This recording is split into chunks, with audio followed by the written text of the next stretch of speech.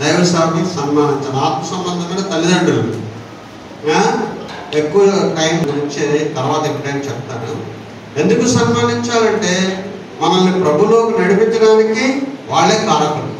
మనల్ని ప్రభువులోకి తీసుకుని వచ్చి బాప్తిజం ఇచ్చి వాక్యంలో, ప్రార్థనలో, విశ్వాసంలో, భక్తిలో అలాగే నానాటికి ఈవేళ 10 సంవత్సరాలు 20 సంవత్సరాలు విశ్వాసంగా మనం ఉండగలిగామంటే దేవుని సేవకుల ప్రార్థన, దేవుని సేవకులు మన కోసం పడుతున్న ప్రయాస, చెప్తున్నటువంటి ప్రసంగాలు, చేస్తున్నటువంటి బోధలు, మనల్ని దర్శించడం, ఎన్నో విషయాలు. ఇంకా దేవుని సేవకులు ఏం చేస్తారు తెలుసా? సొంత భార్యని బిడ్డల్ని పక్కన పెట్టి సంఘస్థులే సొంత బిడ్డల్లాగా చూస్తారు. అలాగే అదే సమయంలో భార్య ఇంట్లో కష్టంతో పడుకుని ఉందనుకోండి, ఆమెను వదిలేసి ఇప్పుడే ఇంటికి వచ్చేస్తారని చెప్పేసి వెళ్ళిపోతారు. అక్కడికి వెళ్ళిన తర్వాత పావుగంట అవ్వచ్చు, అరగంట అవ్వచ్చు, గంట అవ్వచ్చు, వాళ్ళ కష్టాలన్నీ చెప్తారు.